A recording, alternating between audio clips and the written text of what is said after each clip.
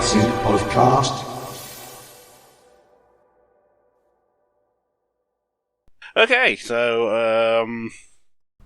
so I am Mick Galbani, also known as Blackmore Darkwing, depending on who you talk to. That guy who shows up in the credits of nearly every single fan game ever. And counting. And also the mastermind behind Make a Good Mega Man Level 3. Aww. I'm Ace.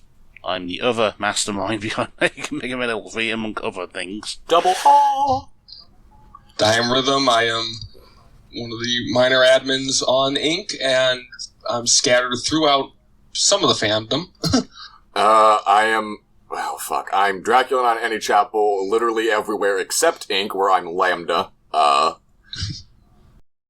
Here we are. A podcast. Who would have thought it?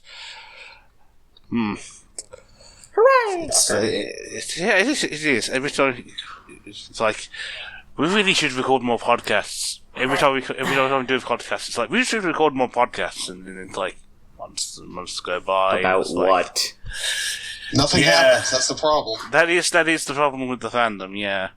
So that's what I was saying. I kept trying to get one going for like months and months. I was like, man, shit, we don't have anything to talk about. Hey, wait a minute. Yeah. Well, we've got things to talk about now. Capcom had a fun little 25th anniversary of Mega Man 5 announcement back on Monday. 30th. 4th. Oh, wait, no, it was the 25th of Mega Man 5. That was the release date of Mega Man 5. Oh, that's right. Shit. But it was actually for the 30th anniversary of Mega Man, which is December 17th. Somehow. I feel really old again. Yeah, There. I'm the youngin here, apparently. And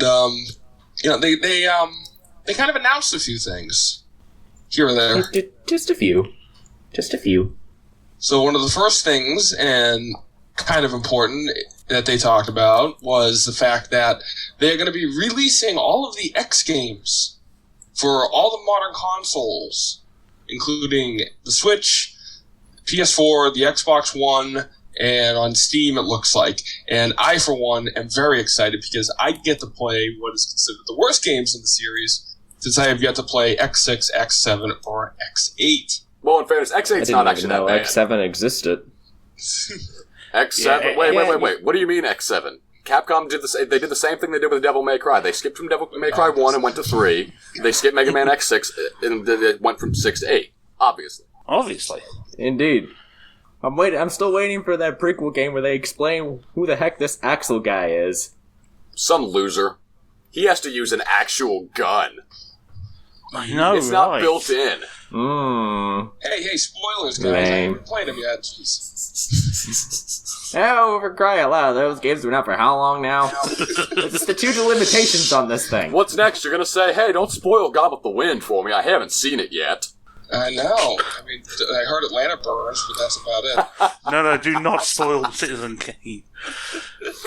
Rosebud. But that's exciting because it's setting up the possibility that, Capcom's doing what they did with the classic series, is they're filtering them out to the fans to see how the fans respond, because, you never know what's going to come on down the pipeline. Just like with Legacy Collection, we ended up with Legacy Collection 2 with the more moderner games, sort of, which also got an announcement to be going to be released for the Nintendo Switch. 1 and 2. Along with Legacy Collection 1.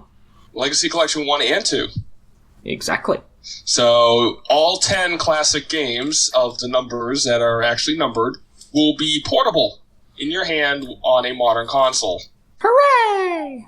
With Amiibo support, so what I hope is more Mega Man Amiibos will be coming out instead of the 2 that I got for Smash Brothers. Dude, more Mega Man. I don't even have a Switch yet, but me neither. I fucking went and bought the Mega Man Amiibo as soon as I saw it, and it's just like, oh, give me more.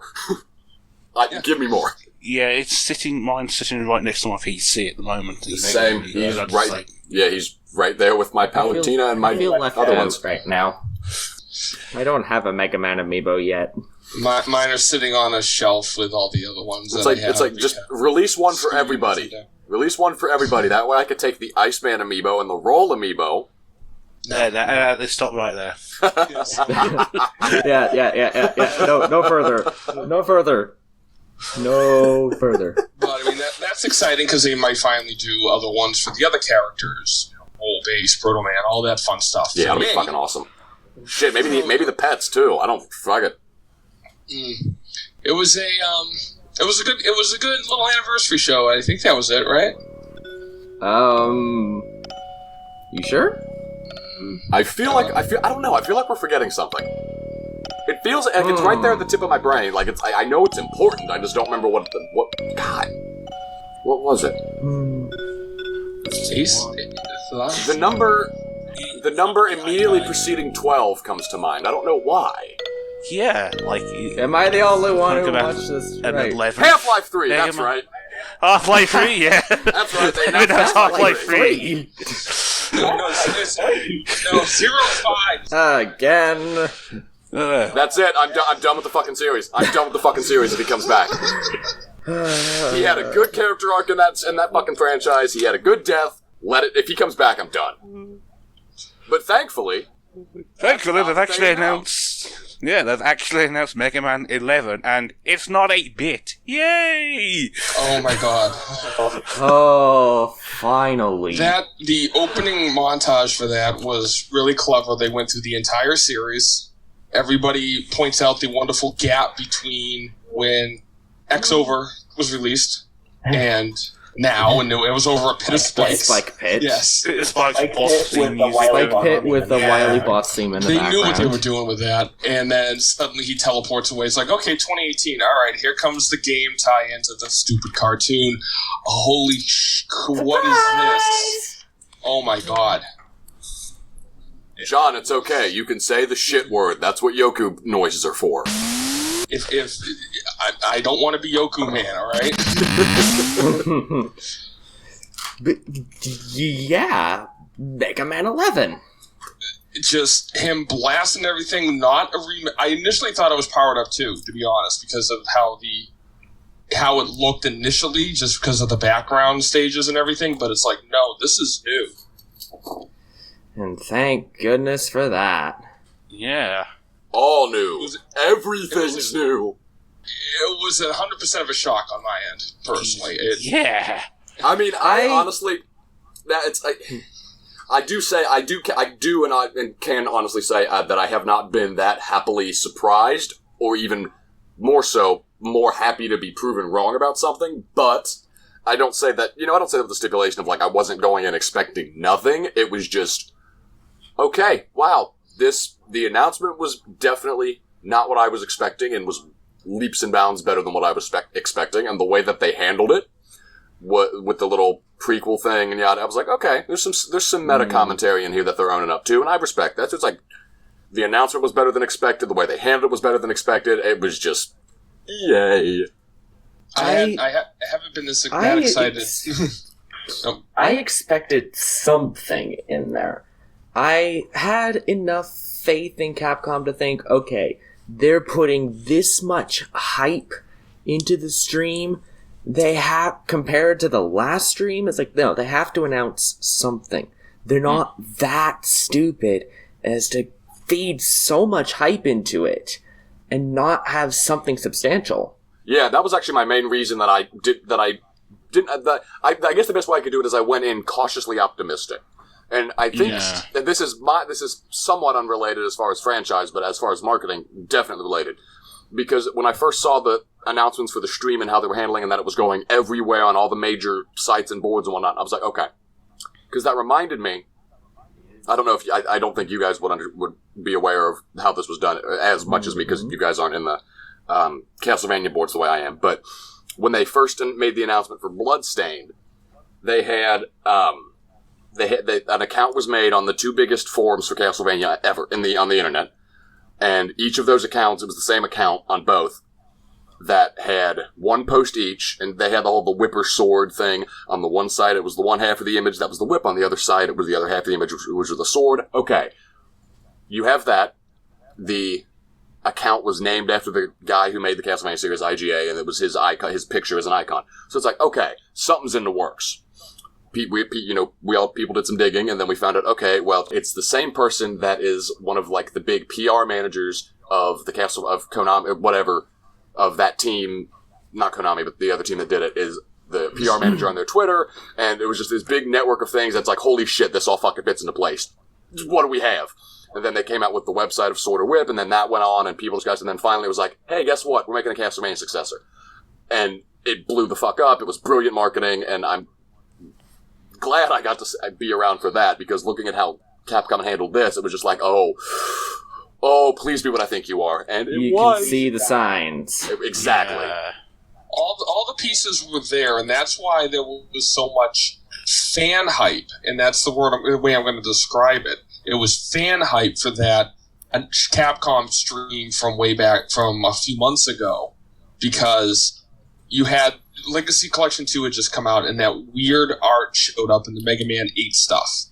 Yeah. And everyone's like, what the heck is this? This does not match the 8 style. What is going on? Then that roll art for the figures. Yeah, then the roll art snuck out. And it's like, the style matches. What are they doing? Mm-hmm. We've never seen this weapon before. It looks like Duo, but it's not. And now Roll has a completely different look, but they match. What is going on? And then that stream hit, and everybody went, what the hell? Right. And honestly, that's I mean, it's some brilliant fucking marketing, because if they just came out... Because if they had those art pieces and those plans that far back, theoretically they could have dropped the news back then that, hey, we're making Mega Man 11. They could have. But if you drop the news right then, not necessarily that it was in the works, but they could have said, hey, this is a plan. It's funny you said that, because Chaos in one of the chats brought up a fun little tidbit. And that is, as of right now, what is the biggest prominent question in the new game? And we're going to go into a little bit of this as well, but what's the biggest thing, especially with the Japanese subtitle? What was it again? What do you mean? Gears of Doom? Gears of Destiny? Gears of Destiny or Gears of Fate are the two translations out. Go back about 4 years when Mega Man was announced for Smash Brothers. What is Mega Man's emblem on Smash Brothers? Yeah. And it's a gear. It is the gear, and the assets look similar-ish enough as far as an updated design. There's some lines on the body. They're not exact, but they're there to help define them as more robotic, not blobs of feet. And, he made a good point with that. It's like, this could have been in development for like 4 years. Yeah, which would be a sizable period of time. They tested the waters with Mega Man in Smash to see how the fan is going to react to seeing him in there. And then they dropped the art to see how that would go. It exploded. The fan base exploded with that. I mean, remember that live stream when they had Smash? Oh my god!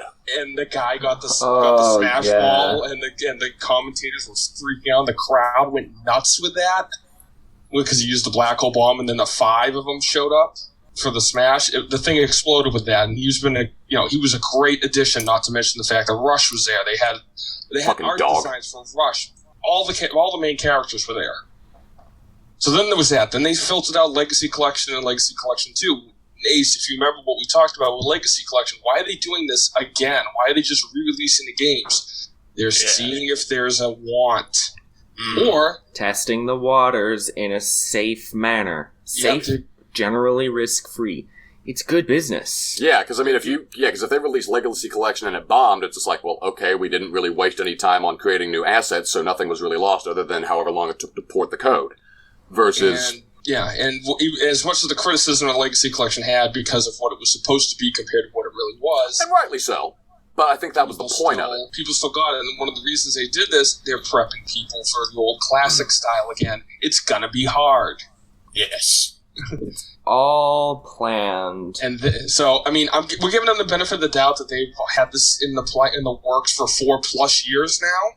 I think that's fair. I think that's fair, not just because of the Smash and the Gear thing. It's just because on its own, the Smash and the Gear thing is just a coincidence. But when you combine that with all the other obviously deliberate marketing move and testing the waters and public relations moves that they've been making, suddenly that gear thing with Smash is like, oh, this has to be. This has been there for a while. Because a lot of people are questioning, why is it a gear? Why isn't it his helmet? Which would make me, and if it winds up being, it's going to be cathartic for me. And we'll go into this, I'm sure, as the podcast goes on, but I've been pretty vocal about my general distaste for how a lot of the fan base treats the company. Not all of it, but a lot of it. Because a lot of it I feel is undue, but it would be so cathartic if it gets announced that, yes, we were working on Mega Man 11 4 years ago, which would then mean there was only a 3-year gap between games, which is reasonably within the realm of what's considered normal for a good, major release. At which point it would just be like, eat your hats, asshole fans, eat your hats. And even then, they've said... Tasty hats. Metal hats. Game Informer has the article, and if you haven't looked at it, definitely look at some of the snippets. But one of the parts says that over the last 7 years, so since Mega Man 10 came out, there were several pitches for new Mega Man games, and this was the first one to receive a green light. Mm-hmm. Yeah. So it's not for lack of trying. No, not for lack of trying, but and also if watching the stream, they were talking to Oda, and they were talking to, I think, not the art director, and they were talking to one of the other producers. And art director did crop up.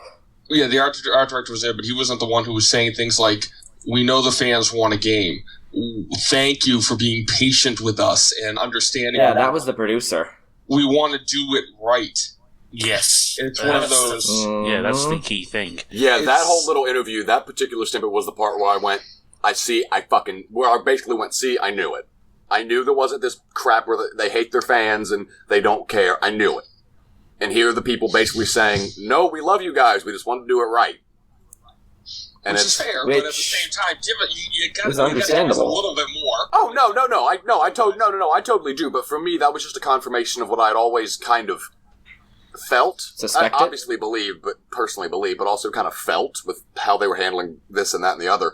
But for me, it was a confirmation of, okay, the wait obviously is a case of we got to figure out what we're going to do and how we're going to do it in a way that can appeal to the mostly rightfully agitated fan base as far as content starvation goes. And it was just kind of like, you know what? It makes me happy to see that they're thinking about that. Because you've got the spiritual successor that was supposed to be the ultimate thing because Keiji Inafune was doing it himself and yada yada and $4 million and all this amazing crap.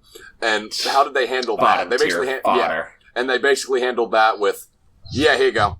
We made this. It's good. Here you go. Versus ironically, what Capcom, who everybody was bemoaning and outcrying while basically praising Inafune up until the anime fan commercial, more or less. But here's the supposed enemy company, big evil company here, basically saying, we wanted to take the time and do it right because we didn't want to rush it and give you something bad. More or less what they're saying. And it's just kind of like, you know what? Fair assessment. Despite what grievances I do have with how Capcom's done this, that, and the other, I can respect that. And I think that won a good chunk of my respect back. Yeah, them fessing up to, we know that they've deprived the people who want the games. They are acknowledging that. Yeah. And for me, that like they've admitted they're not blameless, which is good. Yeah, that goes a long way for me. It doesn't undo what genuine blame and mistakes are deserved, but it goes a long way to be able to say, yeah, we screwed up. Here's what we got. We worked hard on this. We screwed up. This is our way of trying to make up for it. It doesn't make up for X-Over. I don't think anything can make up for X-Over. Probably not. X-Over? What's that? That never happened. Alright. So, let's talk about the game itself. What's in the game. So, first things first. Mega Man has his charge shot back. His Mega Buster is back and chargeable. And he has this slide. Hooray! No more ridiculous Mega Man 2 pandering that really didn't serve that much of a purpose in the long run. So, we get to play how he should play since 4. Yeah. So that's great. Rush is back, as they show in the trailer. He has Rush Coil And there's images going around now that shows him using Rush Jet, so we at least have 2 Rush abilities confirmed. Of course, the typical Rush Coil, Rush Jet, the stuff that's in basically every game now. Marine. Rip Marine. Well, we're talking about Rush. Should we have an obligatory John bashes the stupid dog segment?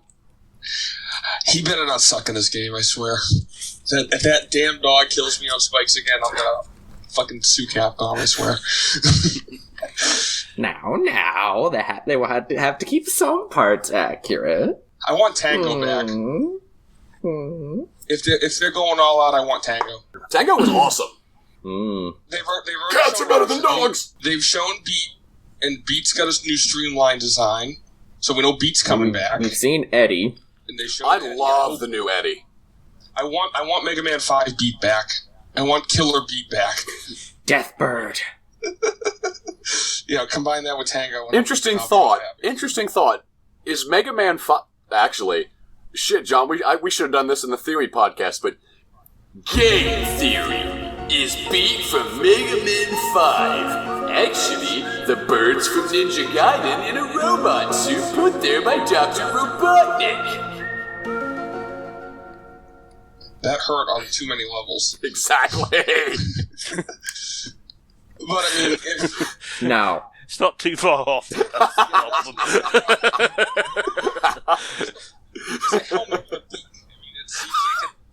Don't forget the wings, those are the important part. Whatever, it's a bird, you throw it. A bird needs wings, John, otherwise it's just not a bird. It's a dart. It's just a football of horns. It's a dart. That's it. Podcast over. We can't top that joke. So Beat's coming back. Then we just have to not worry about jokes. Beat's coming back, so that's fantastic as well. The role design, they showed her role should be appearing in the game. Possible new playable character. That would be interesting. New generation. Let's bring in a melee character, the classic, that doesn't just swing a sword and go, yeah. Dude, as time went on, that old game I was working on where it was the music people or whatever, and you could play as Ro and she was melee with the broom. Looking back, I wish I'd fucking finished that, because I've not seen anybody do anything like that with Ro. Surprisingly. It can be interesting, bring in some of the movesets, why not? Screw it. You already got, we can assume Proto Man's coming back again. I feel like I read somewhere that they do have designs for Proto. I must say, Proto or Base, one of them has to show up at this point. And this is where it's going to get, I'm going to go into story mode with this. So on the promo picture for everything, you can see Wily in the background. So we know that Wily is the main antagonist at this point. Of course. Water is wet. So. Yeah. I mean, obviously it would have been Wily either way, but we know it's going to be Wily at this point. And we don't know if well, let me put it this way. We don't just know it's Wily. He's front and center. None of the usual trickery. You know what would be really fucking funny? If you went and got the game and then they pulled the switcheroo on you again like they did in 4, but this time, Wily's the one that gets shafted, and it's actually Kalinka that's the mastermind trying to get back at Wily for the events of 4. That'd be fun. That would actually be pretty cool, I'm not gonna lie. I feel like they're doing some sort of connection.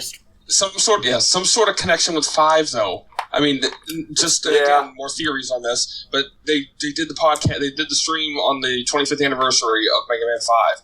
The director he came in and his first Mega Man game was Mega Man 5. People have pointed out that the stages look like Stone Man. People have pointed out the Stone Man hovering thing coming out of the Wackadoodle skull. Right, it's one of those things, like, if it was in any other context, it would just be like, oh, that's just a coincidence. But with all the other stuff, it's just kind of like, this seems a little too deliberate. And although, hell, it could be a Mega Man... It's not gonna be, but it could be a Mega Man 5 remake, and I probably wouldn't care as much, because, like, shit, at least you're doing something new with how it looks and plays. But we already know it's not gonna be that, because of the silhouettes of the Robot Masters. And Beat's in it, too, and he debuted in 5, so maybe this is gonna have something this may tie back into 5, so maybe the Darkman will show up again? That would be could be sweet. Interesting. As much as it would be neat to see the Darkman do stuff again. Boring Fortress bosses. Sorry, Megavile, but they really are. Refresh my memory real quick, just because there's a certain point in Classic where I stopped knowing all the little tiny details. 5 is the one with the samurai with the spear, Or the same... No, that's 6. That's 6. 6. Okay, cool. Mega Man 5 is the one where Proto Man, quote-unquote, kidnaps Dr. Light and he goes crazy. That's right, Proto Fortress, that's right. 4, but then it's actually Dark Man 4 who somehow can transform from this giant red thing into little bitty Proto Man, and then Proto Man shows up in Blast. That's right, okay. And that was it. It was like the Mystery of Blues or Blues' Betrayal or whatever it is. Hey, of course he could transform into Proto Man, dude. They're both red. That's all you need. I guess, yeah. So just be the same color. So there might be some color palette. Yeah, so there might be some tie into 5 with that a little bit. So who knows? Again, speculating. Who cares? Oh, there's a speculation. I'm sorry, we're rambling on speculation, but I just got another idea that would be really cool. What if Proto actually legit went evil this time and went and worked with Wily? So Ruby Spears. Oh, crap, that's right. Ruby Spears did that. No, wait a minute. We do have voice acting. If Scott McNeil is not Wily, I'm going to riot. I want some moon. No, there's only one reason. There's only one reason Scott aside from it being a... No, it's like Mark Hamill's the Joker. It's like, yeah, Ledger was a great Joker, but it's just like, you're not going to top the Mark Hamill Joker laugh. You're not going to top the Scott McNeil Wily laugh. You're just not. But, too bad Scott McNeil talked to himself the entire shows with him as being Proto Man too. I would pay for the game, and then the game is nothing but Scott McNeil acting as Wily, and there's no game. It's just Wily literally talking to himself the whole game. About his plans. Yeah, just talking to himself about his plans for like 8 hours. I would totally buy that.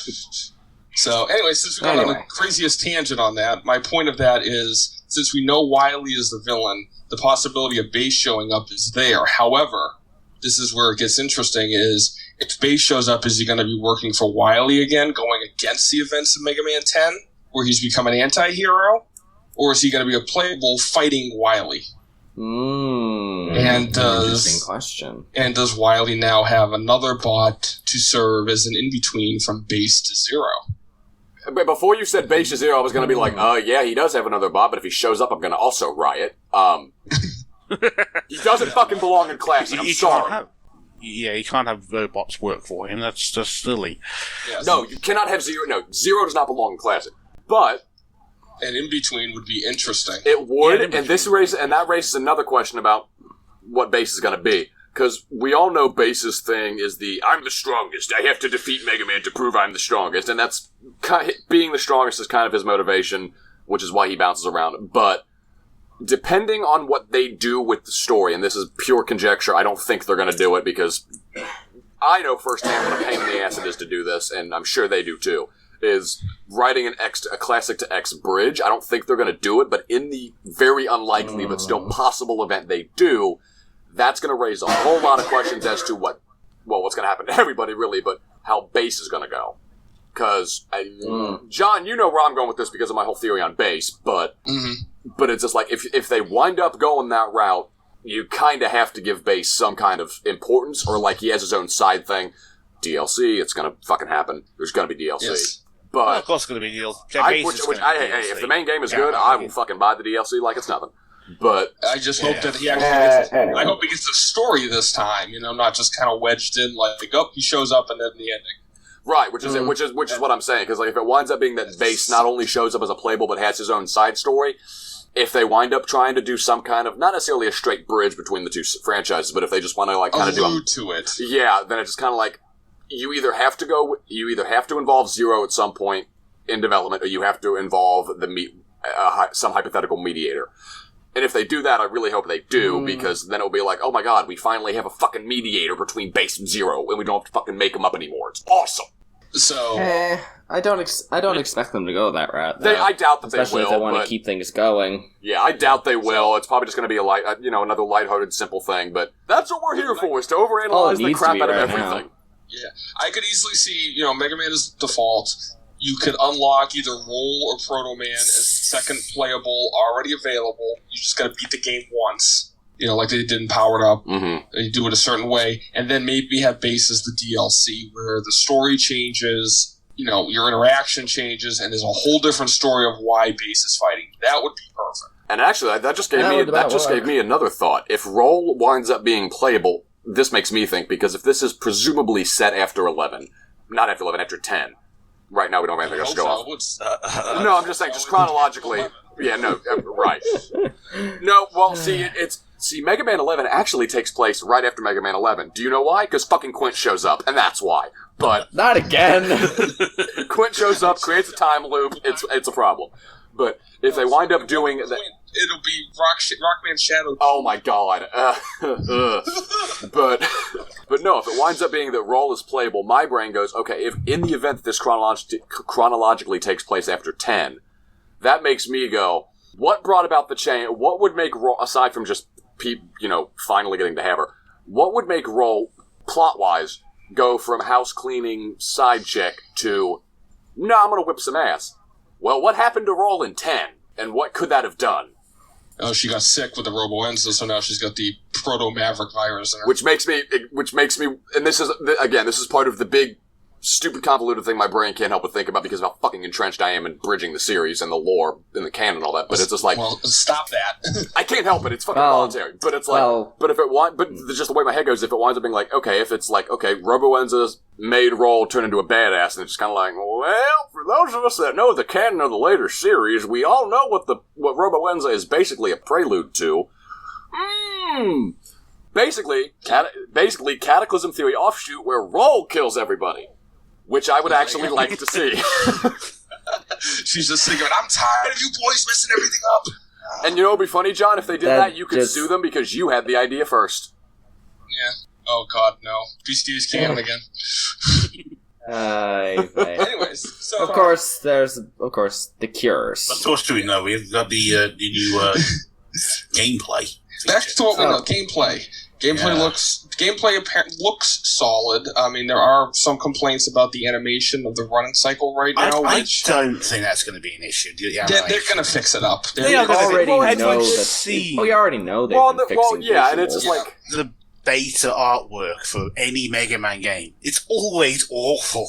I mean, like, it's just straight of awful. Right. Like, well, also never look been at the most Mega Man important 8. thing in a Mega Man game. Mega Man 8 beta sprites, they are awful. Yes. Mega Man 8 sprites in general are awful. And they'll fix them. They will fix it. Yeah, and even in the event that they don't, I mean, yeah, it's a bit of an awkward and clunky run cycle, but at the same time, people are, for the most part, gonna get over that if the gameplay holds up. And because, one, because it's a given, but two, because Silent Hill 2 is one of the most well-loved games of all time, and James's running cycle is fucking stupid. And nobody complains about it anymore. I don't think I've ever seen anybody complain about it beyond the occasional post. So it's like, even if they don't change it, yeah, it's awkward and clunky, but you'll adjust to it. Doesn't mean it's good, but you'll adjust to it. And like I said earlier, visuals have never been the most important aspect of a Mega Man game anyway. No, They're it's tight. Useful, It's tight. The design it's tight comes controls first, and good platforming. always. It's what it's always been, for the most part. And one thing about the platforming is, in one of the Game Informer write-ups, they say Mega Man 11's controls feel as precise and tight as one of his 8-bit adventures. That's good, as long as it's not one. Woo! No, let's hope not. So one or two. They're doing what they did from when they came out with X1, is they're maintaining the base controls. You jump to a certain height. When you move a certain way. So it should.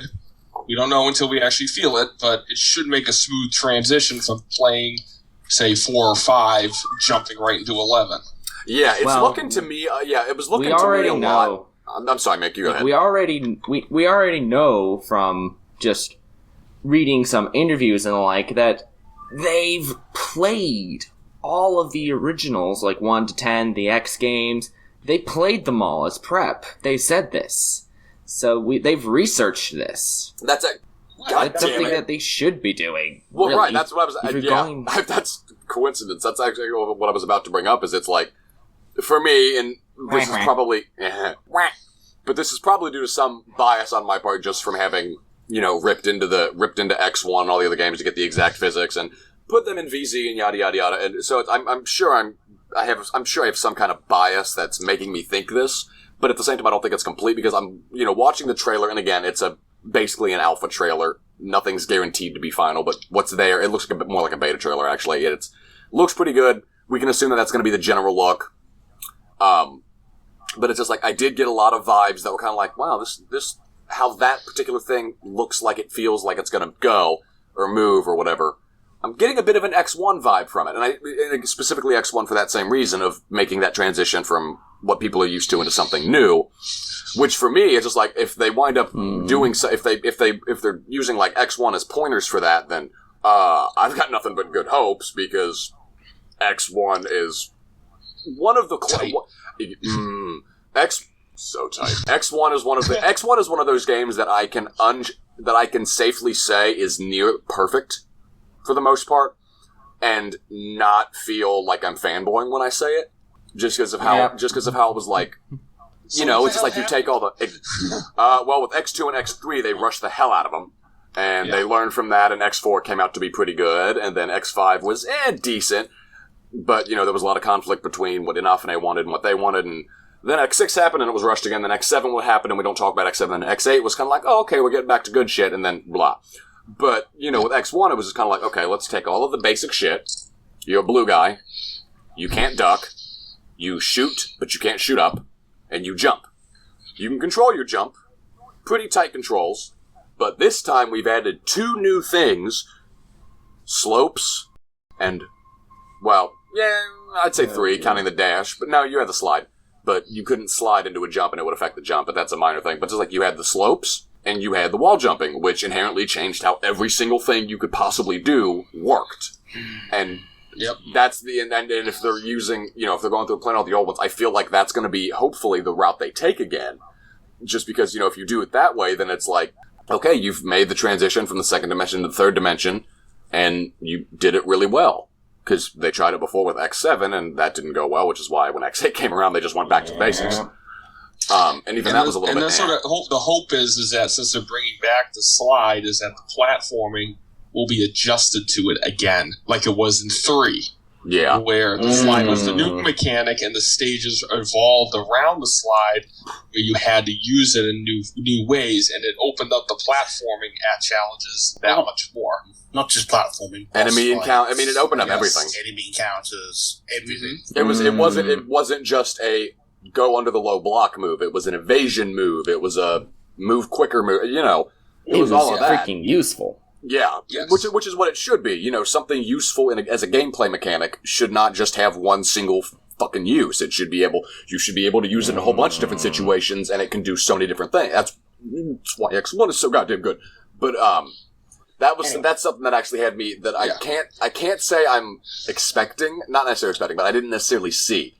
Is the platforming element, and it mostly just because in the trailer was just kind of like seems pretty basic as far as platforming goes. I mean, you had that one section with the whatever the hell, blocks, not the falling blocks, the weird path elevator thing. I don't know what that's called, but you had. I mean, it was over a big flat section, but you had the enemies and the wheel guys down there. You had the wheels, and you had to get rid of the that. Yeah, and it was like you had that trippy elevator thing that went along the rail and yada. And I'm like, oh, okay, so that's coming back.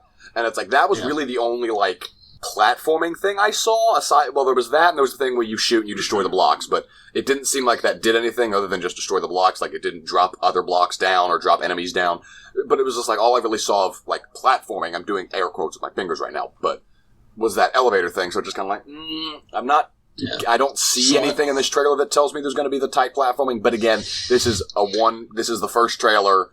They're just doing this to basically showcase that, hey, we're doing it. Here's the aesthetic. Here's how different everything's going to look. So, like, you know, of course you're not going to start.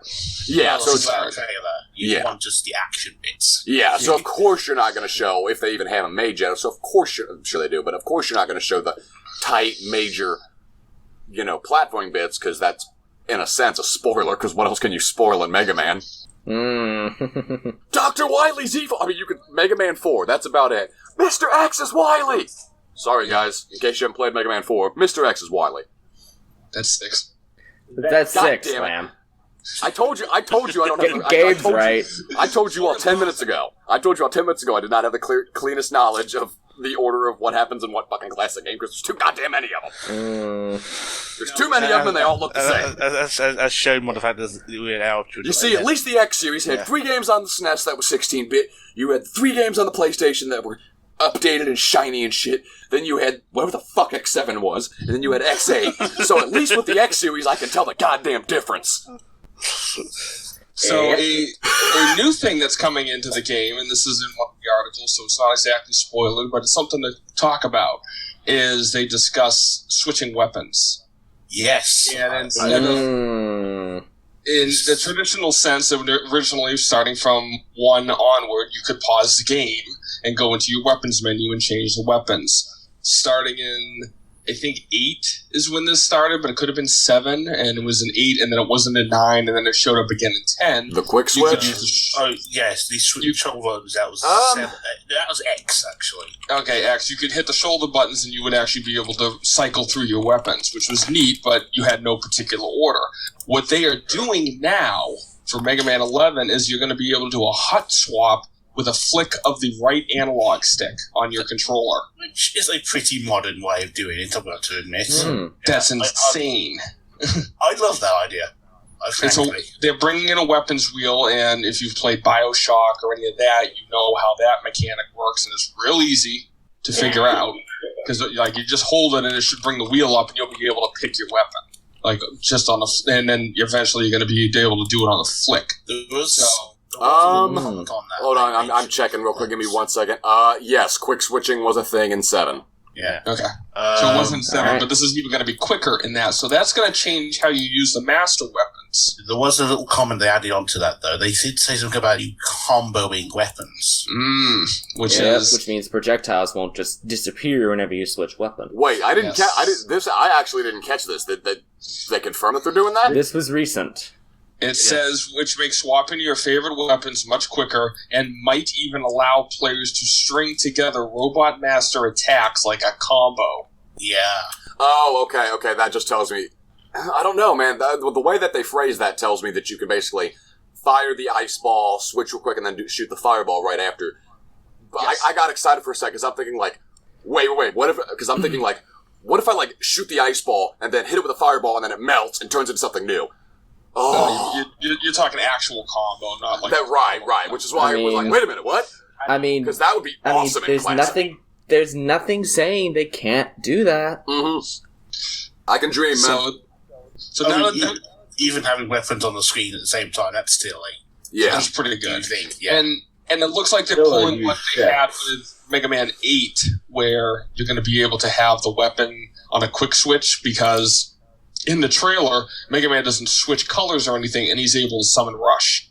So I think it's going to be like 8, where you have a Buster button and a Master Weapon button, possibly. Not 100% yet. Alternatively... With the new weapons is the new mechanic that they're showing off, which goes back to that art that was hidden. Oh, hey, look how I tied that together. And the art hidden in the Mega Man 8 heart. Ooh, look at that. Is that Mega Man is now physically changing form when he uses a master weapon. I love this. Correct me if I'm wrong, because I might have dredged this up from somewhere else, but wasn't that something that they wanted to do, like, way the hell back, but couldn't do it? Yes. Okay. I'm not crazy then. The article, again, it says, and now I can't find it. It's right here. Where are you? No. I must say that's my problem. I'm not as up to date with all the new articles and shit as you guys are, just because there's so many of them. Mega Man has traditionally changed color every time he equips a new Robot Master weapon because they had to distinguish it, but Capcom originally envisioned that Mega Man would have a more drastic change in appearance. Now, the size of the sprite on Mega Man for the 8-bits, as anybody who's had to edit an 8-bit sprite knows, you cannot fit too much detail into that little itty-bitty stupid little chibi thing. No, because if you do, you get that other Mega Man 11 fan game with the Robot Masters that look that are the size of goddamn Gundams.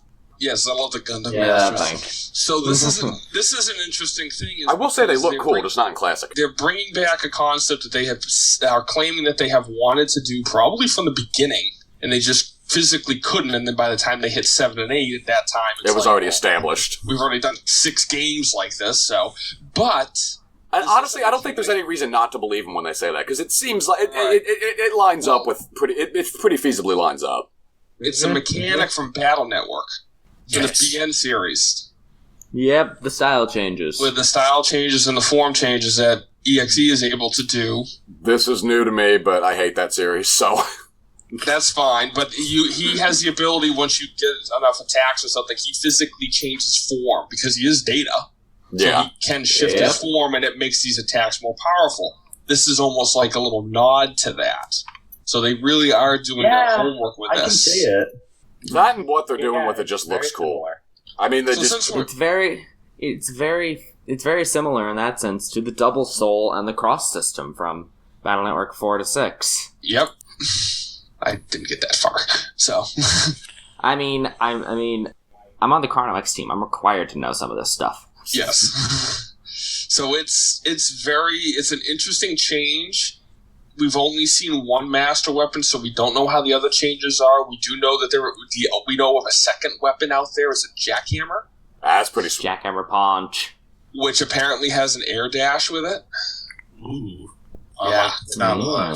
So it's going to be interesting. And there's your combo. You drop the bricks and then you charge into it. But with master weapons comes the robots that initially wield them, and we have not Brickman, who was unveiled at the very end of the stream as well, as one of the newest designs. And he looks cool. He looks interesting. He does look like he fits into the goofiness of the classic series, where he's literally a walking tub of bricks. I actually had a moment. Well, I actually didn't see him in the stream at all. I didn't find out until like 10 minutes after people were talking about him and freaking out, because me being the idiot and not being conditioned by Marvel movies yet, when I saw "Thanks for watching," I was like, okay, they're done. So I just left. So I left the stream at that point because I was like, oh, okay. Because I figure, what else? Stupidly, I was like, well, what else? What the hell else are you going to show that's going to top a Mega Man 11? Should have stayed, but I still saw him. But the funny thing is, my first thought was, what is, they're going to be chess piece themed? Because he looks like a fucking rook. Kind of. Which would have been neat, but, you know.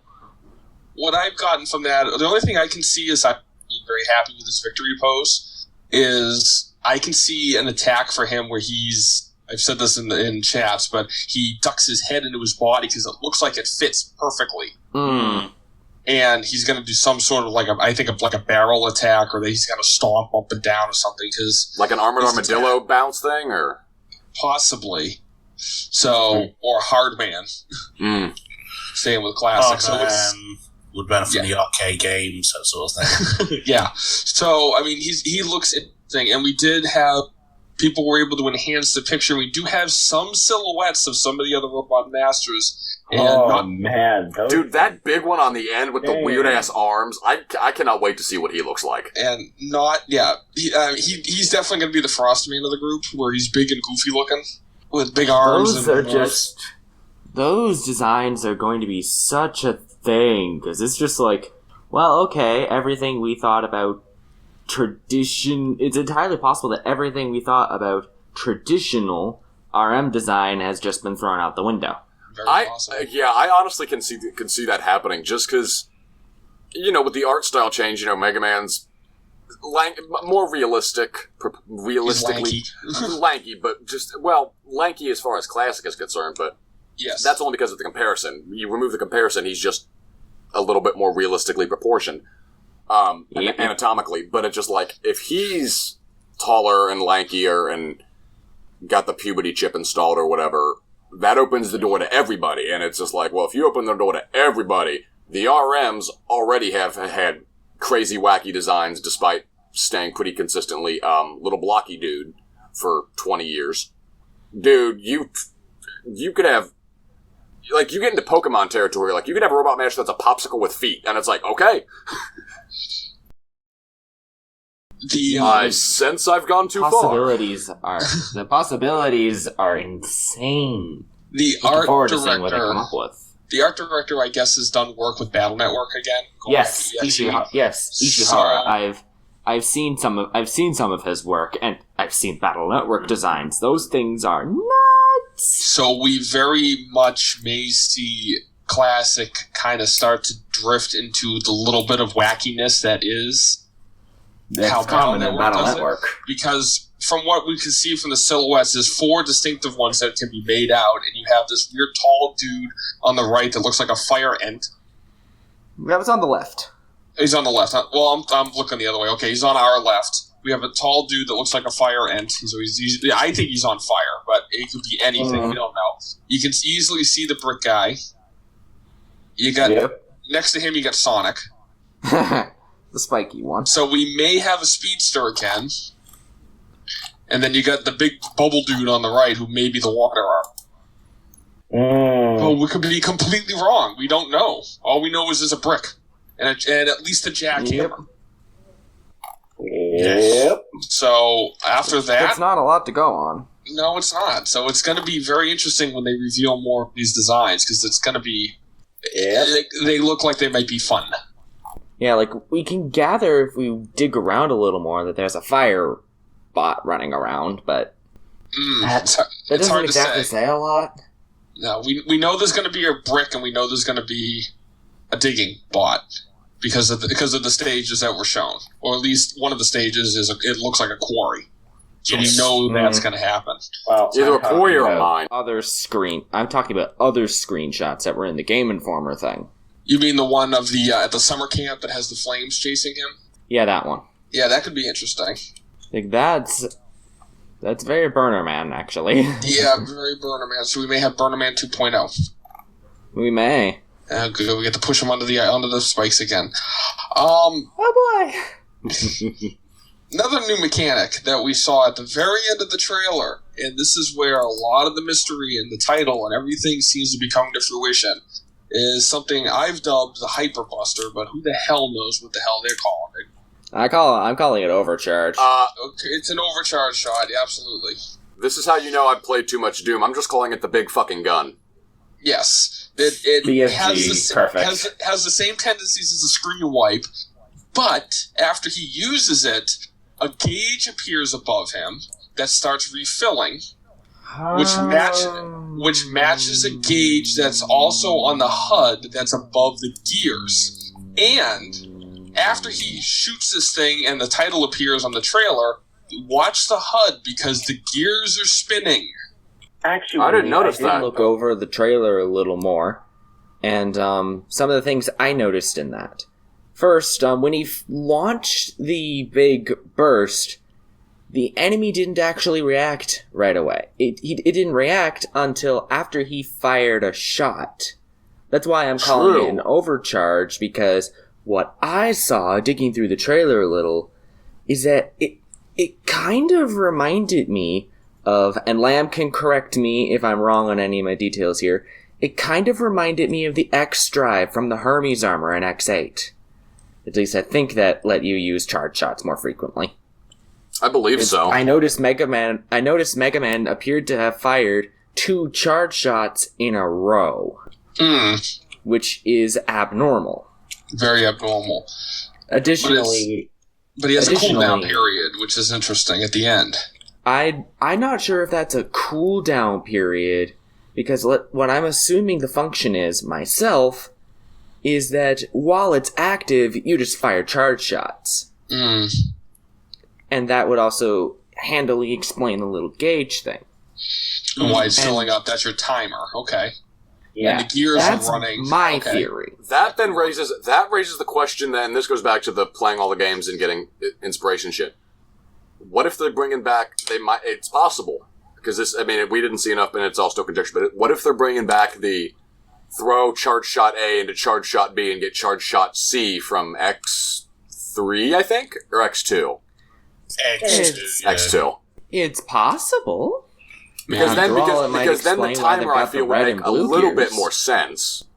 Yeah, because they have the multiple colored gears, don't they? There's a red gear and a blue gear, and then there's that big gear.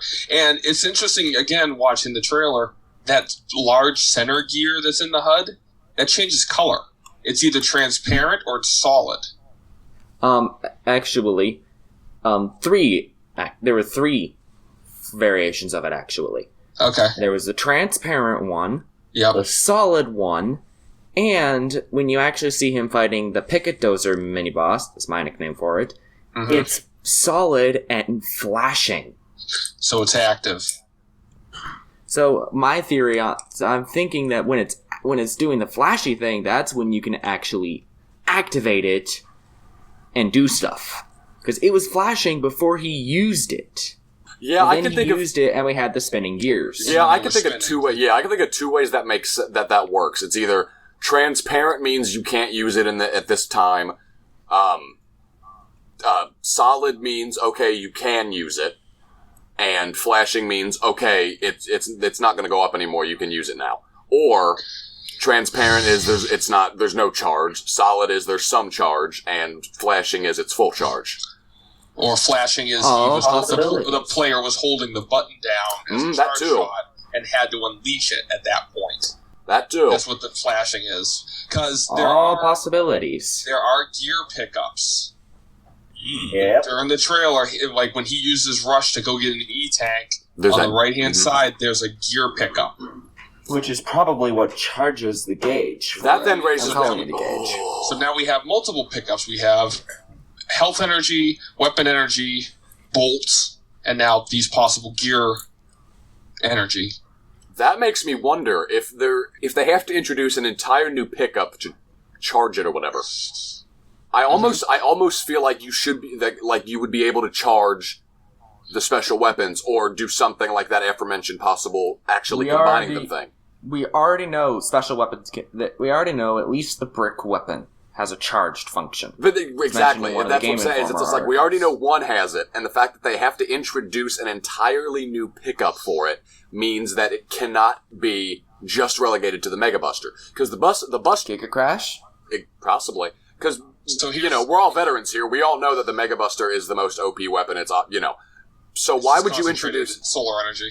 Obviously. Sun gun, baby. Sunlight! But it's like, why would... It doesn't make any sense from a balancing, mechanic, whatever perspective to introduce an entirely new pickup just for one thing. Just for the unless Buster. It's one thing that applies to all your other little things.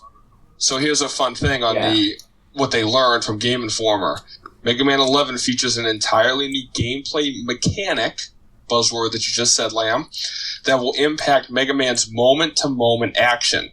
Unfortunately, they can't talk about the feature, but they feel it's a nice addition to the action and helps balance the difficulty.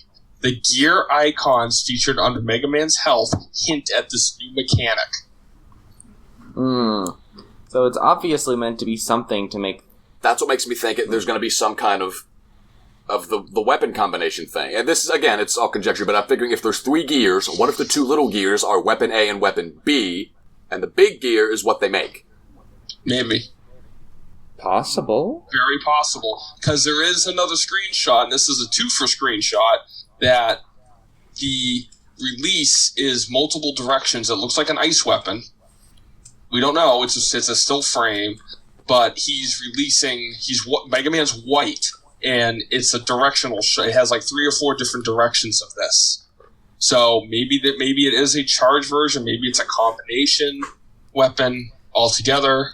My mind boggles. Dude, if it's a combination weapon, I might lose my shit, because that would just just go and Gunstar Heroes on us. Right. Well, part of it is because I was trying to do that kind of thing with stuff I was doing, but that doesn't matter. But it's just like, it's such a good idea to introduce, not into just Classic, but into the series in general, because you have all these other things. It's just a good fucking idea to add to it, and it's. Now the other thing on that one picture though, and awesome. Mick, I think you've seen it, Lamb, Ace. I don't know if you guys have seen it. I've definitely seen it. The picture that I'm alluding to, Mega Man does not look like Mega Man. Yeah, it looks like the Star Force one. Mega Man's Buster has Omega Zai as the Buster. I always thought it was Omega Zis, but whatever. It's a face, and it looks like the dragon face from the FMEN. So my speculation on this is that is costumes. Yep. That you're not playing as Mega Man, Star Force Mega Man. This is like Breath of the Wild, where you are able to purchase or find, unlock, or on the Switch, Amiibo. Yeah. This is why I am excited. You now have a thing that you touch to your game where you can purchase, and now you can dress up as X. You can dress up as God, I forget his name now. Shit. Well, Geo, you can dress up as EXE. Volt? Is that who you're thinking of? Volnut, thank you. Couldn't think of his name. You could dress up as a dude from Basically, dress up as everybody and I'm going back 4 years, dress up as everybody in the final Smash. And I'll go back 4 years too and do you one better, even though it is highly unlikely, just for a myriad of reasons, but it's still possible because of the amiibo functionality. What if the costumes you unlock in 11 can transfer to Smash? That'd be fun. Huh. New That Smash. would be different. I mean, as far as the workload goes, you're just making a new skin for Mega and Smash, but the whole reason I say it's possible but not necessarily probable is just because it's a 4-year-old game, But I can tell that. I don't think they'd 4-year-old game on a different system. Right, but at the same time, it's like I said, it's possible but improbable. They've been talking about on the Switch, so that might play. But like I said, it's possible, but for the moment, it seems improbable. But it's just like I can't chalk it out. Is basically because it's like on the one hand, that's a hella good marketing strategy to get the amiibo fun, but on the other hand, it's like we are talking about the company that re-released basically and is going to continue releasing basically every game they've ever made, as old as they are, and just porting them to new systems. So it's just like, we already know that they're not against, bringing the dead back a little bit for some new stuff. So I can't exactly rule it out either. It would be cool as hell if you could, though. So it just brings up an interesting... Would probably piss off a lot of Smash modders, though. Oh, yeah. But it's an interesting... I brought up the picture real quick, because that shot does not look anything like the shot. Now, he does have the gauge above him. I'm saying, can you post that? Can you post that in the chat thing? Oh, wait, you're on the phone. So, yeah. I'm on the phone. Computer. I cannot. Computer. That's right. I forgot. Never mind. Hang on. I might be able to copy it. Hang on while we're talking. Converse. How about that weather, guys? Yeah. The main thing I take away from the image itself is that it's unusual in that Mega Man is white and blue. And it's like the coloration scheme for him is swapped. What do you mean, legs white or legs blue? Feet white or feet blue? His legs are white. Yes, that. Christmas Carol beat you to it. So it's reverse chill. So it's reverse chill penguin. But that too is another thing where I think it throws a lot of the quote unquote rules that the fandom has been using into disarray. If that is a weapon color. But is it a weapon color with a costume? That's the question. That could be why it's all funky. Because if he's using Star Force's skin, I don't think so. Because I feel like even if it was a costume, they would still tailor the costume to the model in such a way that basically everything stays. You need to be able to tell at a glance what kind of weapon you're using, regardless. So if we do assume that if we assume that they're using a costume to adjust Mega Man's head and Buster to look like Star Force, the weapon colorations will probably still be the same, like regardless of what costume you're using, just for the purposes of readability. Also, that way you can still know at a glance, okay, what am I using? Also, Ace, you just put an image in my head that terrifies me. That Christmas Carol did it first, and it's just like, well, obviously stole this color scheme from Christmas Carol. And we already know that they know Christmas Carol exists. Which means if there was a goddamn floating skeleton boss in Mega Man fucking 11, I'm going to scream. Future! And knowing Capcom, and how meta they've been with this, I would fully expect them. Original Flash Future, I would fully expect. Oh boy. I need to rematch the future. Yes, there it is. Thank you. Lamb, I just posted it for you. Oh, Open it up and zoom in. That's neat. That is neat. Well, looking at it, again, it's everything we're saying is conjecture. I hate that I keep saying that. He could be charging his shot again too. That's what I'm thinking, and it's not necessarily so much the color scheme, not even necessarily the particle effects. It's the swirls around him. No, it's not even that. Energy bits. It's not even that. It's that he has a red outline around him, around his entire body. True. It's like it's the kind of thing that it looks more or less like what you see in Dark Souls when you change into a white or red or blue, whatever phantom. Your character render stays the same, well, except for like one game, but your character render stays the same. The details all stay the same, but you just kind of take on this colored glow around the hard edges of the model, and that's what that looks like because it's. Yeah. I'm zooming way the hell in on it, and the red, the pink, whatever outline is completely surrounding him. It's also what happens in the classic series with Charge Shot. Exactly, you get the red outline. Right. So he could be charging Hit Buster again in the middle of this because there is energy forming at the mouth of the Buster. And actually, Ace brings up a good point, and I'm looking at it closer.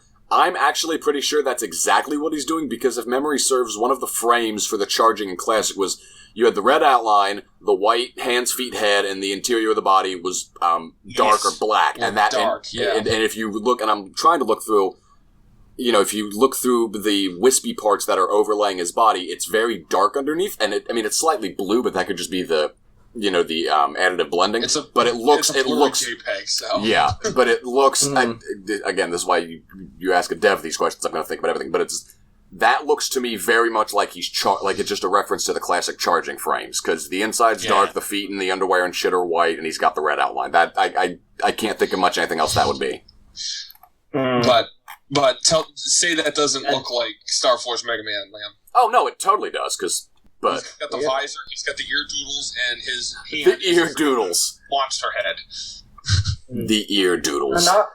I'm not in... It would be interesting if that actually is just them doing that rapid swapping palette again.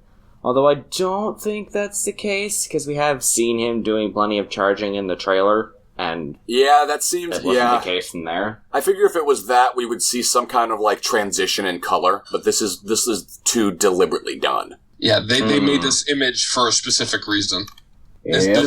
So, because people talking. So. There's one thing we really haven't talked about much yet, but which is kind of staring us in the face.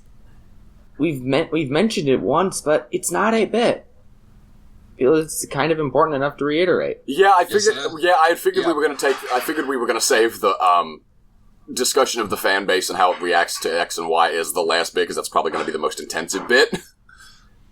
Fair. Because I know at least two of us can go on about that for a very long time, and it's basically the same thing. So, yes, the immediate reaction. Not too long. I will need to feed. Yeah. So again, with the trailer, it starts off in the classic 8-bit of him going through a multitude of stages with the classic music, some from 1, 2, and 3, as well as the Wily 1 or Wily fight from Mega Man 1. And he gets to the very end, he's still in 8-bit, and then he teleports out and he teleports into this new 4th style change in the classic series. Pineapples don't even fucking sleep anyway. Anyway. Now, they are bringing the style into a more modern era. Yes, it looks like Mighty Number 9 a little bit because the visuals are going to be very similar. You have a blue-type robot in a futuristic world. With a pew-pew hand. With a gun, with a buster on his hand, yes. There's going to be a lot of similarities with how he runs. Because, hey, wait a minute. Mega Man was designed by the same guy who made Mighty Number 9. And vice versa. Yeah. Of course there's going to be similarities. But the thing is, you look at the mini-bosses they showed off. The mini-bosses look distinctly like they're from just one of the classic art books. Oh my god. He has the outline, cartoon outlines and all that. So already it's a huge step up over what Mighty Number 9 did.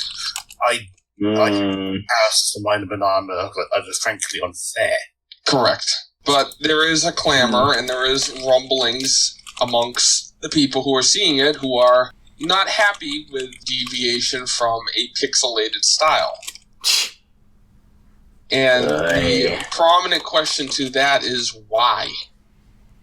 We just had 2 games in sequence that pandered to the Mega Man 2 style and gameplay that were 8-bit. Leave it where it needs to be. Mega Man 9 was a nice, wonderful little nod to the series, going back to its roots to understand what made it good. 10 followed that. because they could. Worse. We're done. We don't need the pixels anymore. Never mind the fan base. I mean, look at all of the fan games that we have created in the 8-bit style. And I would even say include the ones. I would even say include the ones like is it SD? No, it was IFI. Where it's just like, this is still 8-bit, but we're basically doing a new style, and it's just like, that's okay. But it's just like, you already have done.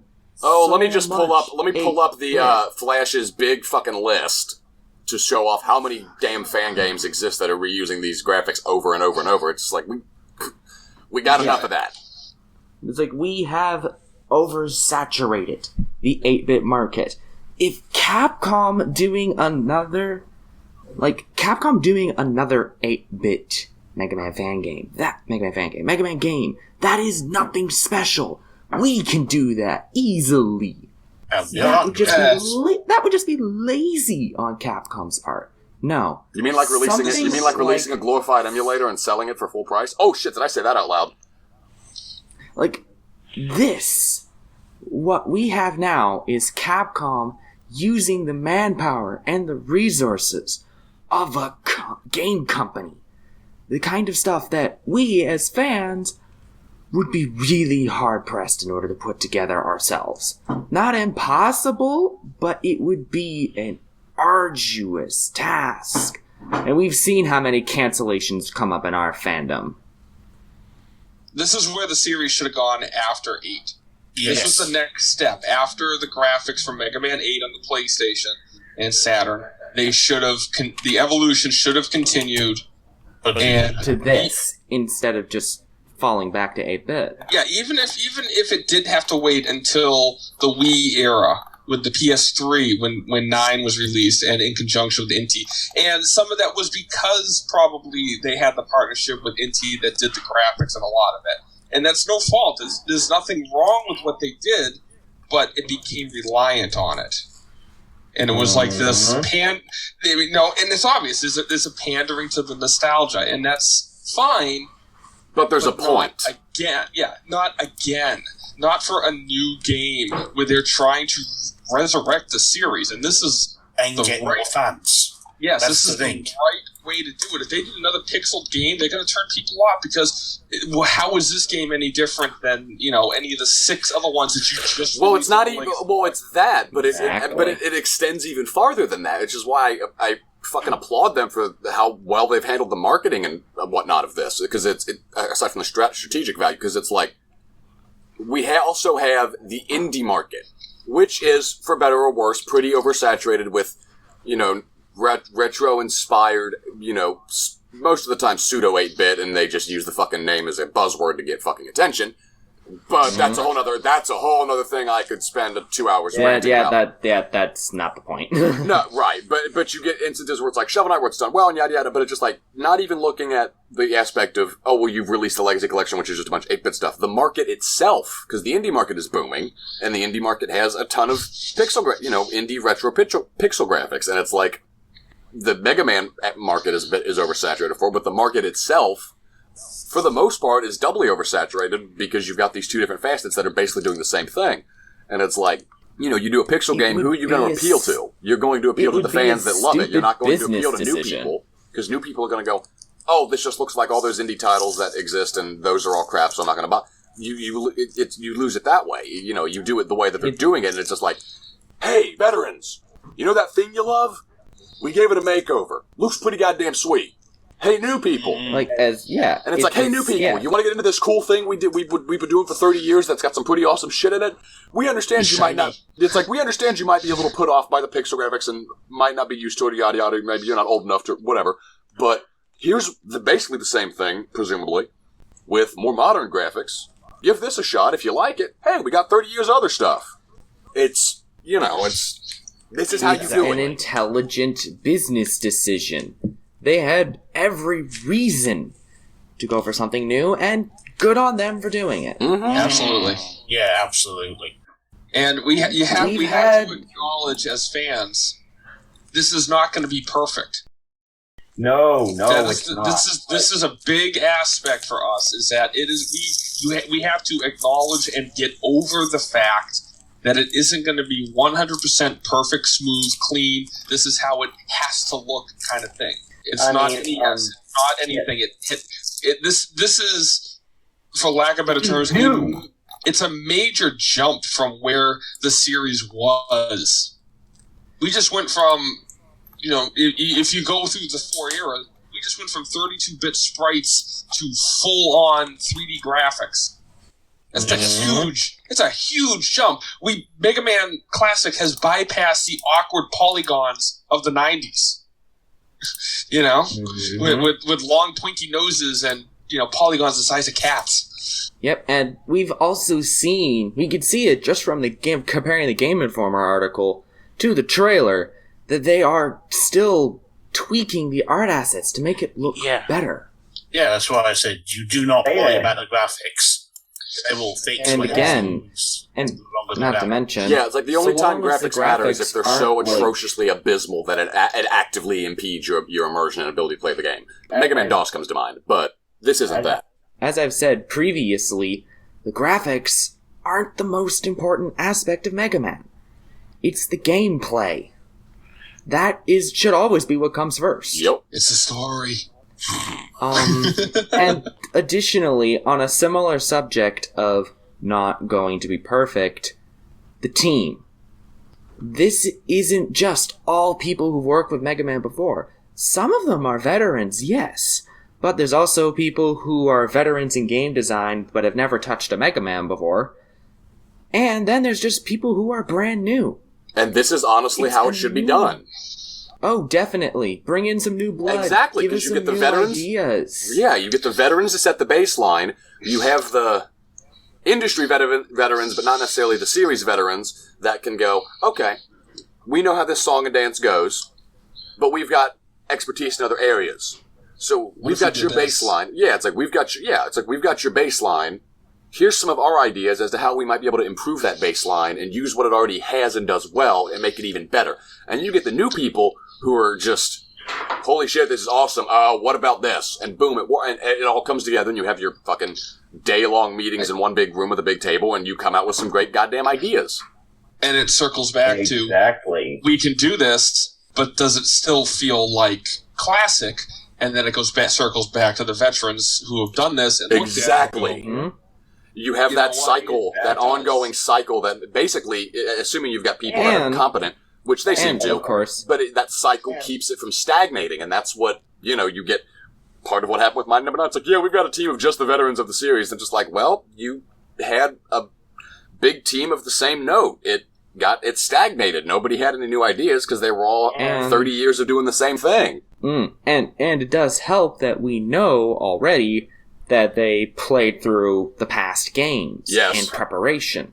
So they're not all going into this blind, which is also good. And it plays back again into the different cycles. You've got the veterans that already know this stuff, but they're just seeing it with a fresh pair of eyes. You have the industry but not franchise veterans that know how X and Y works and can spot balancing elements and yada yada that nobody else really would, but they have their perspective of, oh, well, I've worked on X and Y, but never this, and I think it's pretty neat how Mega Man does this. And you have the new people who are playing it for, not necessarily the first time, but are playing the whole thing for the first time, and it's just like, wow, this is crazy. I can think of a billion ways, and it's, not every idea is a good one, but it's just like, it's a 33% split. You've got the 33% split between all three of them, and it's like, there's so many fucking possibilities you can take with it, because everybody is looking at the same exact thing that they're all using as a baseline in a completely different light. And it's not even the groups anymore, it's the individuals, which is awesome. And it just keeps coming up, and it's like, well, maybe this can't work, but maybe something along the lines can work.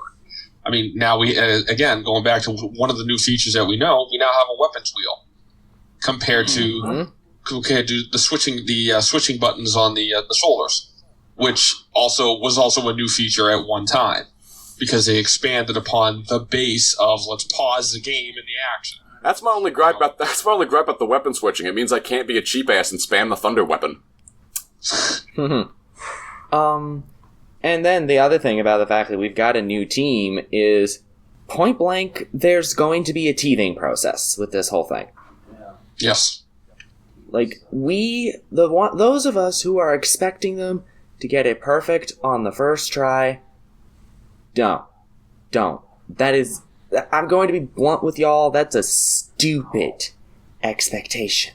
It has been a 7-year gap, and it's been even longer since new mechanics and new attempts have been done. And as much crap that I give Mega Man 8, it did try to do new things, and that's what every game up until 8 tried to do.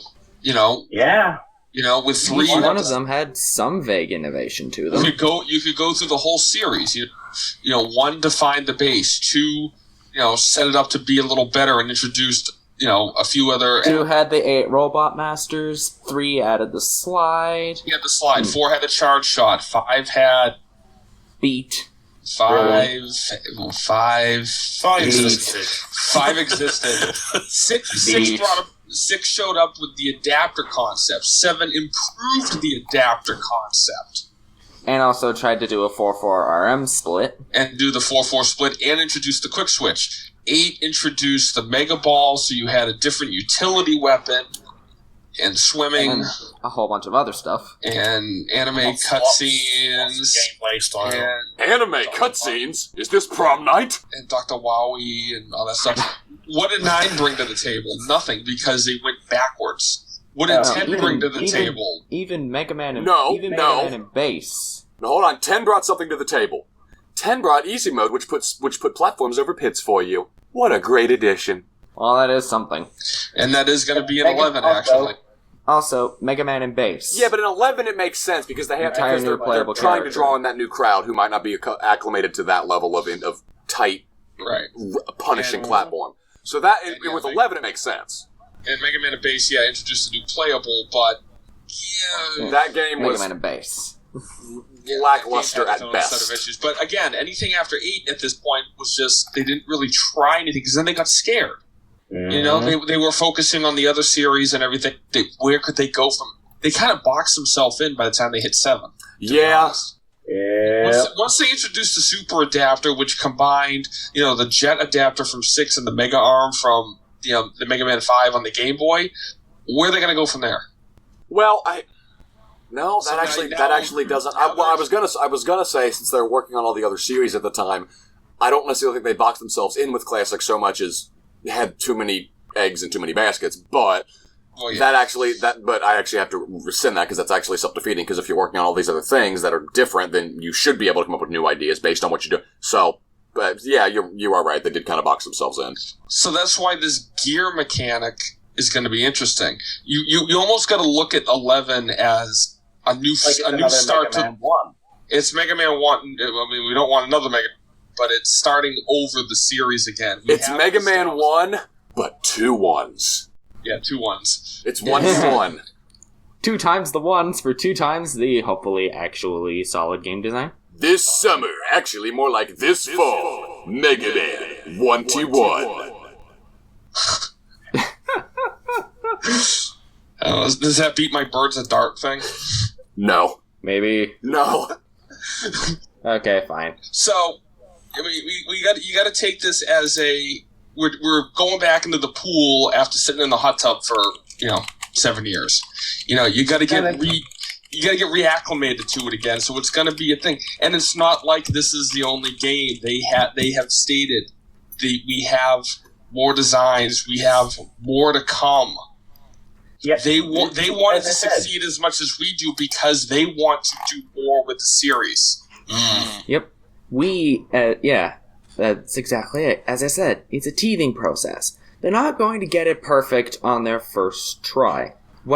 In my opinion, what we as fans, now more than ever, need to support them as they're trying to get back into the swing of things. Because if we want those amazing, awesome Mega Man games that we all hope will come out, we're going to need to support these honest-to-goodness attempts so that way they can get back into the swing of things. We shoot them down now, and it's never going to get anywhere. Very wholeheartedly agreed. At that point, we've defeated ourselves. Exactly. Because it's like, you know, they have a whole plethora and a slew of all these ideas that they obviously are excited about and want to try to implement. The reason I know we know this, aside from what we've already seen, is the fact that we've been talking for almost basically an hour and a half about what amounts to a 2-minute trailer. Minute 10. Minute 10. A minute long trailer, and we've been talking for almost an hour and a half, and we'll probably push close to 2 hours by the time we're done this. But that is ultimately what it boils down to, and this is the thing I was talking about before, is that I know I can go on and on about this, and I know John, I know you two guys can too, but I know for a fact me and John can go on and on about this. This fan base is pretty much shot itself in the foot. Not everybody, but collectively has shot itself in the foot in regards to relationships with Capcom and Mega Man, purely because the fan base can't figure out what it fucking wants. Nope. Because it's like, Mega Man goes away and we don't have stuff. Okay, it's just like Legends 3 gets canceled, fans are still butthurt about that. Okay, so right off the bat, it's like, oh god, they're evil, they hate us, they don't care about that, whatever. At that time, you could just chalk it up to, okay, people are just overreacting, it's one thing, cancellations happen, it sucks, but nothing we can do about it. Then you extend to, hey man, where's the newest Mega Man game? How dare you leave Mega Man in the dust like this? Oh, well, okay, here's Mega Man 9 and 10. What the hell is this, man? You're just rehashing all the old graphics and elements. You haven't done anything new, man. How dare you do this to Mega Man? How dare you just release the same thing over and over again and think it's going to work? 10 was before Legends 3. I know, but it gets better. Yeah, and after that, after 9 and 10, obviously we had the hiatus, and it's like, from the way I'm envisioning Capcom's mind going, because we know they're aware of the fan base, if a billion things are going to go by, is it's like, well, they don't like it when we release an 8-bit thing that basically just reuses the same stuff that they apparently loved earlier and don't anymore. They don't like it. They get pissed off at us. They hate us when we try to give them what we already know they love from all the past 30 years. They hate us when we do that. So, okay, and this goes into now with 11. Okay, let's give them something completely new. Let's wipe the slate clean. Let's just give them something new. And what do we have? Not everybody, again, but enough of a stink that it bothers me. And I consider it a problem. And what do we get? What did you do, man? How dare you make these changes to my Mega Man? How could you ruin my favorite game? Why isn't this 8-bit, man? These graphics are terrible. The run animation's terrible. How dare you ruin Mega Man like this? So it's a case of, no matter what they do, they're the evil asshole company that has ruined everybody's favorite video game franchise. And if you're in Capcom shoes, and if I'm thinking about being in Capcom shoes, of course I'm going to have a 7-year hiatus. What the fuck am I going to release to a fan base like that? You can't do anything with it. Like, there are people... It's like, and there are Sonic. People that are... Exactly. And it's like, there are people... Good, yeah. Sonic fan base, please. Let's not even think about that. Archie was enough of a crossover between the two for me. Let's leave it there. Hey, Archie... Mania was good, alright? No. I mean, comparing Sonic and Mega Man, like, we got it in Archie, that's all I need. But it's like, I've got they're long-time and close friends of mine within the community that are, I guess just never come up in conversation before, and it's not like the friendships have ended because of it, but it's just like, that have gone on, that I've seen go on Capcom bashing sprees, and it's like, prior to this, I could kind of understand it. I'm not saying that they're right, because the same problem exists of no matter what Capcom does, they're the evil company that doesn't care about the fans, and now that they've done this, and you're still bitching about them, it's like, what do you want them to do? They obviously are wanting to give you what you want, but they just don't know what you want because you don't fucking know what you want. You were complaining, the fan base was wanting another classic game that they could sink their teeth into. We got 9 and 10. They bitched about 9 and 10. Okay, let's give them something. The fan base wants a classic-styled, modern 8-bit game with new gimmicks that plays like the old game, that feels fresh and new, but is also familiar, that looks different, but is the same. Exactly. And from the standpoint of a company where basically you're going to sink millions and millions of dollars into in however a year or more, or even years, as the case seems to be, into a huge long-term project, why the fuck would you sink money? Why would the fuck would you sink? Exactly. It's like, why the fuck would you sink that level of time and money and effort into it and manpower if your demographic can't even figure out what it wants? So thankfully, they're doing what Dangerous they game. want to do. Which is great. Which I'm so fucking happy for them that they're finally like, you know what? We're going to take a step in what we think is right, and I think that the step that they're taking is very much a step in the right direction. I'm happy about that. Oh yes, what they're doing right now feels very, very smart to me. And the producer has said in the interview near the end part, again, coupling back aside from saying to the fans, thank you for your patience and waiting such a long time. He said he wants Capcom to have Mega Man as one of their flagship franchises again. And that to me can support. That to me is why I'd like to think so. Right. And for me, that is, despite the, and again, I'm not necessarily being an apologist for everything Capcom's done, because they have made some mistakes, but all of the genuine mistakes that they have made that I can't explain away with fans being nitpicky, that do exist, those problems exist, with all of the mistakes they've made with this or that release, and even with some of the little nitpicks or potential problems that we've seen in the trailer and whatnot for 11, to me, it speaks volumes, maybe not Capcom, the company at large, but the producers. It speaks volumes of their character. That the fan base has treated them as terribly and unfairly as they have all these years. And he comes out and says, hey, we still love you guys. I know it's been a while. Thanks for being patient with us. We're working on it. To me... Yeah, it sounds like... That's a good sign. It sounds like these are people who love Mega Man. Right. Really, isn't that all we really need? Yeah. Those are the kind of people we want in charge of this thing. They want to see the series succeed. They don't want to see it sitting in the dustbin with Captain Commando. And all these... Captain Commando. And, what is it? Ghouls and Goblins and all these other Capcom flagship franchises that have fallen to the wayside. Well, I'll let you finish. They've lost the interest. Well, that actually goes into a separate but related topic. We've seen Capcom against all the odds that a lot of the fan base is stacked against them. I hate that I say fan base when I really only mean a very vocal minority of the fan base, but you all know what I mean, and hopefully the listeners will too. Yep. But we had Mega Man. You're not all horrible people, all right? Just most of you. Yeah, just most of you suck. No, just kidding. I said most of them are cool, guys. Come on, work with me here. But we first saw Mega Man. I'm trying to be idealistic here. But we first saw Mega Man have his first big comeback in recent memory was in Smash, and that was huge, and it was successful, and everybody loved it. I was like, okay, this bodes well. This means Mega Man's starting to come back. He's starting to come back from the dead. That tells me, and obviously that continued into now. What happened what other series happened recently that people thought was not as dead as Mega Man, but still reasonably dead, at least as far as quality as the last couple games. And then Capcom came out with a new one that was pretty fucking good. Resident Evil. Sure, it wasn't Chris and Jill and Wesker, but Resi 7. Hey, look, if you don't like the story about hillbillies in the woods, that's fine. But as far as gameplay going back to what made us all fall in love with Resi in the first place, 7 fucking has it. Yeah, I've heard Resident Evil 7 was a wonderful resurgence. Whether or not you like the story or the first person that controls it, but the element of horror and suspense, that's fucking back. That's not there's no question about that. So, they went back to their roots, and this and that's what I'm saying. That it's starting to look like a pattern, which means ghouls and ghosts goblins, whatever the fuck version you want to go through, that could come back. Commando could come back. It hasn't even been to Capcom, honestly. Too. Knights of the Round could come back for all we know. There you go. Look at what Zelda did with Breath of the Wild. They went, you know what? We got to go back to our roots. Here's an open world. Have fun. Exactly, because what was the original? God, I hate that I share so many opinions on these fucking series with Aaron, because it's just like, hey, if you want a condensed version of what Lamb thinks about X or Y game, just go watch the sequelitis, because that's basically it. Otherwise, I'll talk your ear off. But it's like, as he puts it, what was the first Zelda?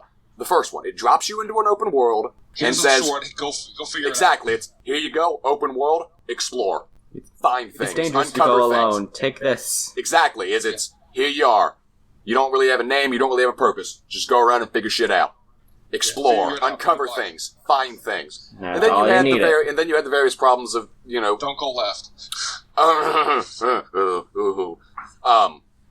And then you get Links to the Past, which kind of does it, but kind of also holds your hand because you got to go in order and whatever. And then you get the other games, which are very much, hey, listen, go do this thing so that you can do this thing that you should have already been able to do with it, etc. And then you get Breath of the Wild, which goes back to the roots. It's like, okay, yeah, you got a little bit of the story element, but it doesn't ham you with, oh, go rescue the princess in the dungeon and she'll exposit everything for you. No, it's, hey, here's Hyrule. Look, it's Hyrule Castle. How pretty. What the flying fuck is that cloud over it? Why does that look like a pig? Oh god, what's happening? And Hi, this is your your... sword. Exactly, and it goes, hey, just in the cutscene, it's like, here's your... whatever, it's like, here's Hyrule. It's beautiful, it's huge, it's glorious. There's Hyrule Castle, in the middle of it all. It's majestic, it stands out, it's iconic, it's beautiful. Hey, guess what? It ain't all happy sunshine rainbows. Ganon is basically Cloud Monster Skynet, and he's in there. Shit, so you know shit's not going well. You know that something's not right. Drops you into it, go for it. And that's all it is. Drops you in, says, hey, Ganon's a problem more than he's ever been a problem before. That's all we're telling you. Go figure the rest out yourself. And Breath of the Wild was a massive fucking success because that's what it went back to. It's like, here's the world, you want to figure out the story? Explore, and you'll figure the story out. So you can almost name 3 games in the past 2 years that have gone back to their roots and have been successful. You get Breath of the Wild, Resident Evil 7 has done that, and we just touched upon it real quick, Sonic Mania did it as well. They went back to what although, it's a pattern. And correct me if I'm wrong, because I'm tired and I might be misremembering.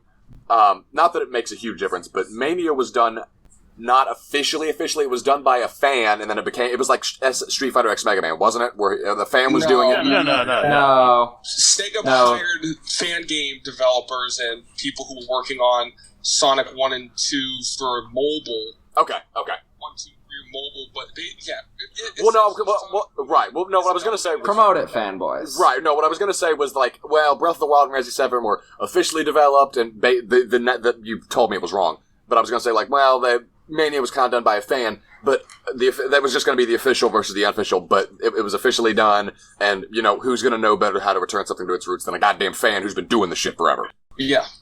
So, look at the string. So, 11 sounds like they're trying to go back to what works at the same time as making the visuals match what they want to do. They're not stuck on the Nintendo anymore. They're not stuck with the, 2-layer palette. Unless you're fucking Plant Man. They can go crazy. They can have fun. They can do style changes. They can do friggin' this Hyper Buster, overcharge shit. They can do these Gears of Destiny that is a fucking gameplay mechanic. They can pull up a Bioshock weapons wheel. Gears of Destiny? With Tenacious D? Yes. They are bringing Mega Man back from the dead into the modern era with ridiculously updated graphics compared to where it came from. And hopefully the same core that is what we've been looking for. And what we've wanted for 7 years. Yeah, and it's like, it's at such a point where even the most skeptical, reasonably skeptical I should say, even the most fairly skeptical fan, which I can tend to be in a lot of cases, just from various things, but even the most skeptical fan, and I'm usually skeptical about new releases because I generally go, it's very rare that I'll see a new game and the very first thing I see of it gets me hyped. Aside from 11, I think Sonic Mania is the only one in Breath of the Wild. And Resi 7, so all the games you just mentioned are like the only ones in years where I've seen it, the first trailer for it, and immediately gone, oh my god, I'm so fucking hyped. That's rare. Because I had tears in my eyes when I saw it, when I was watching it. Yeah. It's just, oh my god. Just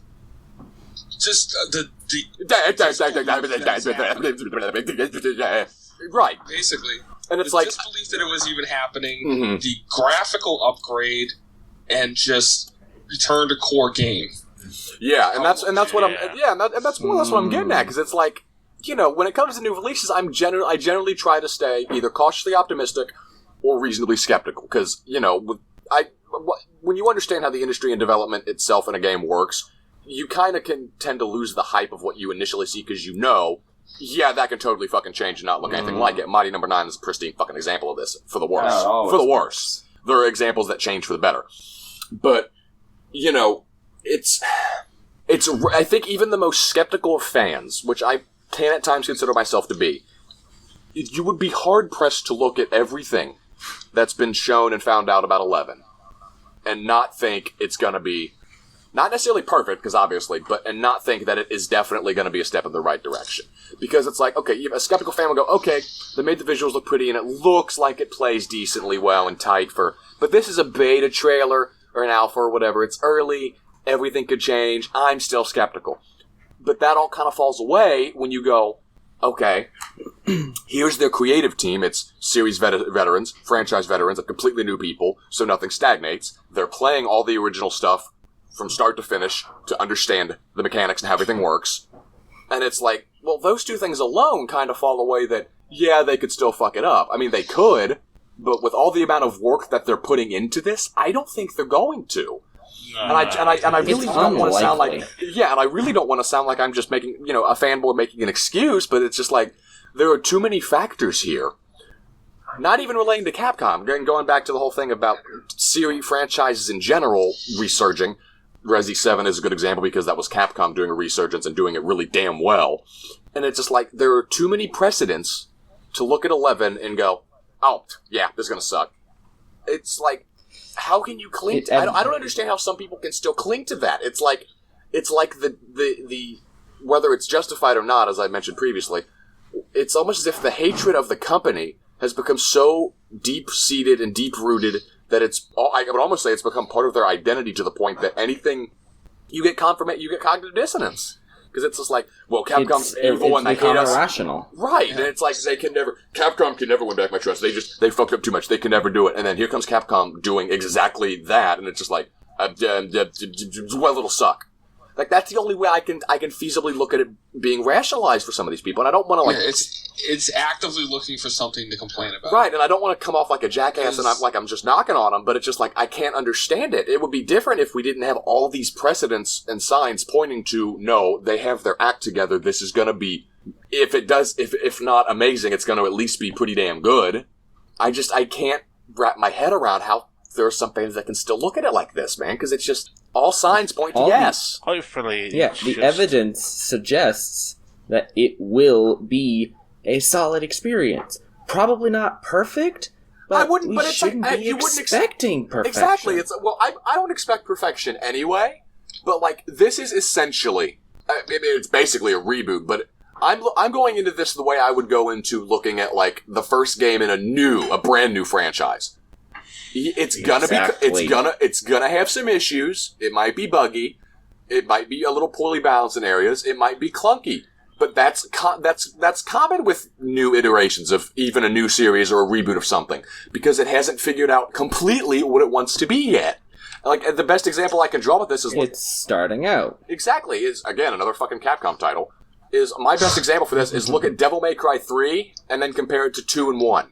Specifically 1.